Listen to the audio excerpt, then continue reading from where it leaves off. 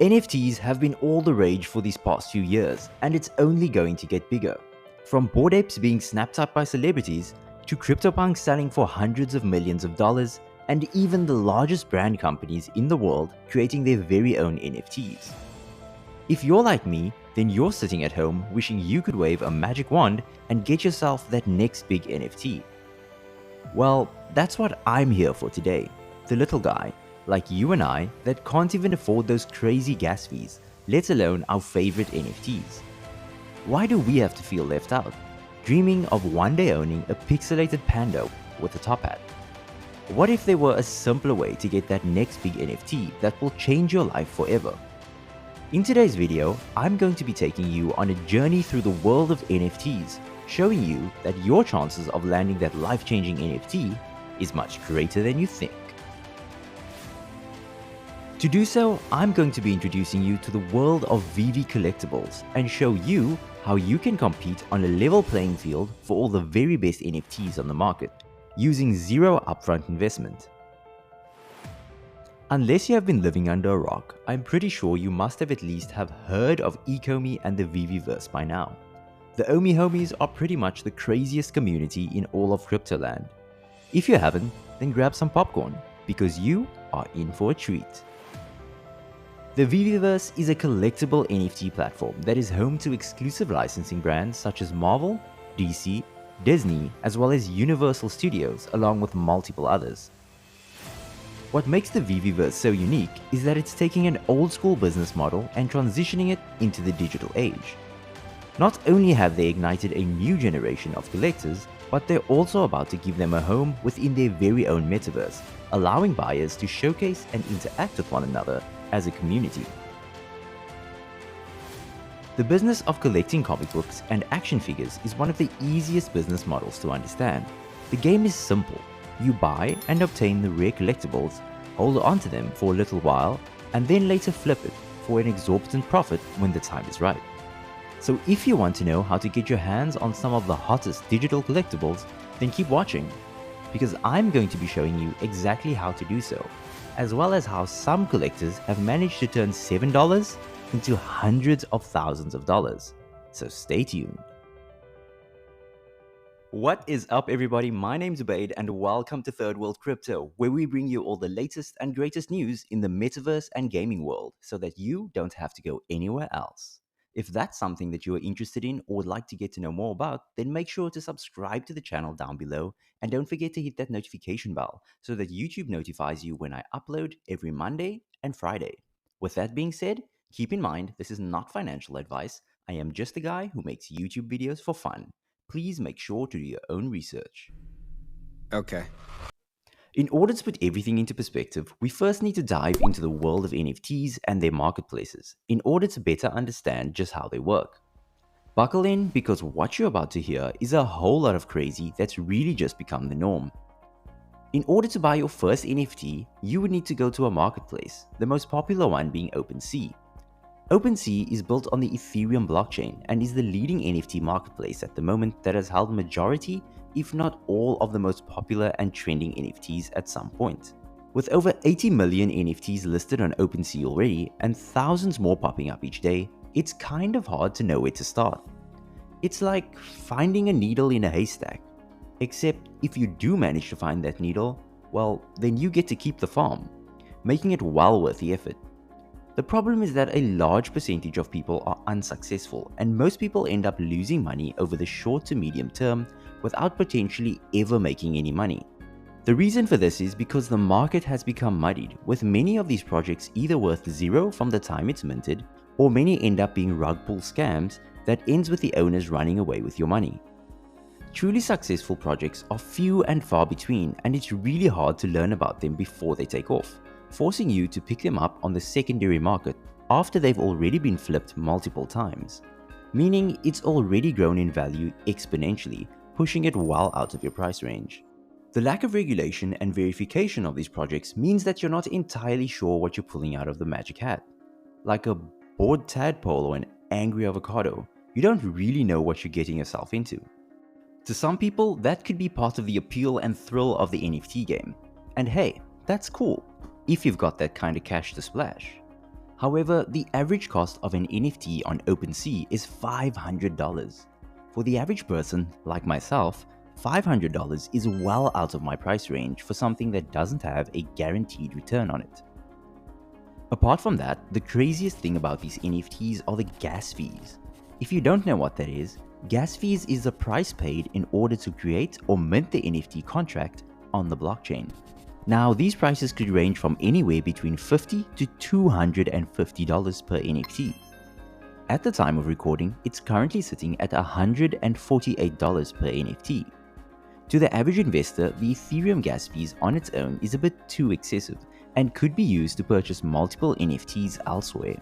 If we total up the costs using the average price of an NFT on OpenSea, which is $500, and add in the current gas fees of $148, that puts us at a grand total of $648 for an average price.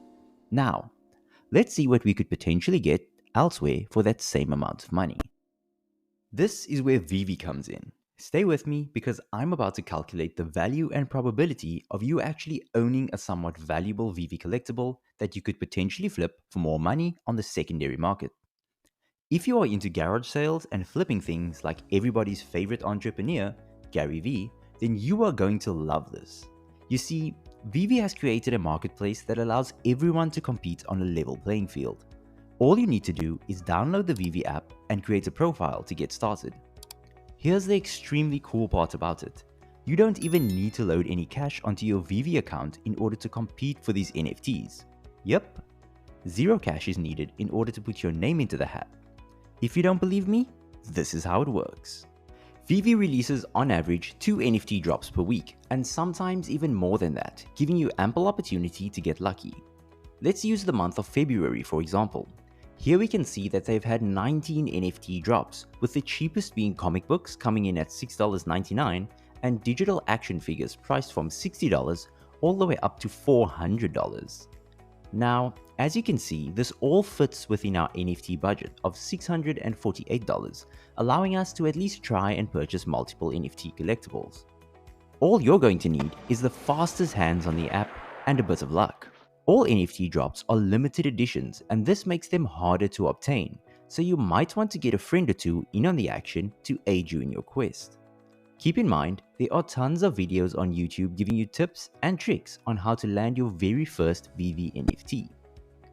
What you do need to know is that each user stands an equal chance of winning either a common, uncommon, rare, ultra rare, or secret rare NFT, with all of them initially selling for the same price. These price drops are timed, so you need to be ready for when they're released in order to land one. And as far as money goes, you won't need to load a single dollar onto your wallet until you are awarded an NFT that you actually like. It's kind of a win-win situation. Once you have won a collectible, you will then be asked to purchase some gems. One gem is equal to $1 at all times, which is the currency used on the Veve app. Now, we might not be successful with many of these purchases, but at the very least, you will never lose money buying them or by committing to the app. If you do manage to succeed with any of your purchases, well, here's why I believe you will probably never have to worry about Veve NFTs going to zero. Veve offers 3 things that OpenSea and every other NFT marketplace cannot: safety due to recognized brands, value as their NFTs have pre-existing fan bases, and accessibility with zero risk to purchase and a flourishing secondary market. Now, the secondary market is where all the magic happens. Incorporated into the Veve app is the option to buy or sell collectibles. Here you can find all your favorite collectibles for sale at a higher price, of course. Like this ultra rare version of Donnie from the Powerpuff Girls, which initially sold for $16.99 upon its release, is currently being listed at its cheapest price of $99,000. That's an incredible 5,826x your initial investment if you manage to pick it up at the drop.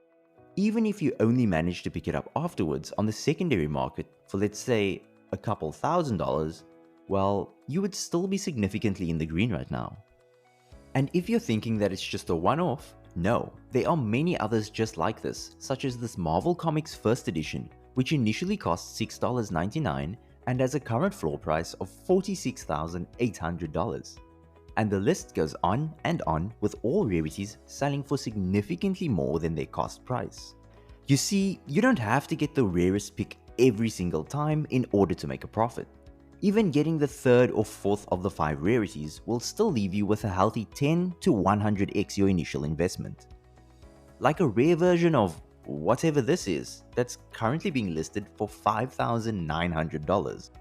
On top of all of this, some drops also come with subscriptions attached to them, such as tickets to the latest James Bond movie or a year worth of free subscription to Disney+. Essentially, you have nothing to lose and everything to gain. Even if you dislike Veve and what it has to offer, it still makes more sense to have a free shot at potentially scoring a rare collectible alongside your traditional NFTs, as there's no harm in playing both fields. So if you don't have the cash to splash on OpenSea, head over to Veve to dip your toes in the game and acclimatize yourself within the world of NFTs. The comic book industry is currently valued at $9.2 billion as of 2021, and with the advent of digital collectibles, the industry is set to explode even more within the coming years. Digital collectibles is still very much in its infancy, and this is where things get really exciting. If you take a look at the market, you will see that even the common collectibles on the Veve app are selling for 2 to 3 times the price of the original fee. That's because there is a demand for Veve collectibles even without the metaverse. At the moment, it is merely a marketplace, but when the Veveverse is inevitably released, all of that will change. Let me put it this way. If each collectible has an average of 30,000 editions and the Veve app itself currently boasts over 500,000 users today, what happens once the Veveverse is officially launched? Imagine how many users will onboard, and how that will impact the value of every single collectible that's ever been purchased on the app. Each of them will now have a home to be shown off to others as well as utility attached to them, which will greatly increase the value and liquidity of Veve collectibles as a whole. The reality is that you can expect a massive influx of users to the Veve app, and when there are more users, there is a greater demand for in-game assets. So hypothetically, all those common and uncommon NFTs that you've scored, well, their value will only increase as the community grows. So do not be surprised if in the future we find common first edition items being valued at a 10 to 20x of its initial list value. If history has proven one thing, it's that if you hold on to a collectible long enough, it will eventually increase in value either by demand or through scarcity. You see, Veve collectibles are more than just some NFTs on a marketplace. It is a hybrid of two eras colliding and celebrating collectibles in a way that we've never seen before. The cinematic universes of Marvel and DC in this day and age has transcended the comic book world to become global phenomenons that are only going to continue to grow. In the same manner, Veve are on the cusp of revolutionizing collectibles for the masses. So if you ask me where the future of digital collectibles would be in the next 10 years, my answer would be within the Veveverse, and the people that got in early would have made one of the best decisions of their lives. Now, I'm not saying that it's the best NFT platform on the market, as it does have many of its own issues that still needs to be resolved.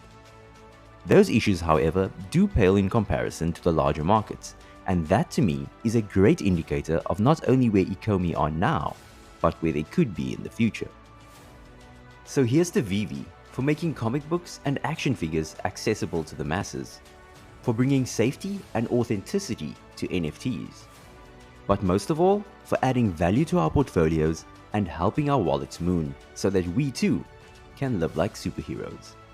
Do not forget to like the video and subscribe to the channel if you haven't already. I absolutely enjoyed making this video if you couldn't tell, so do make sure to share it with your friends and family so that they too can get in on the action. Thank you guys so much for watching. As always, my name's Ubaid, signing out for Third World Crypto.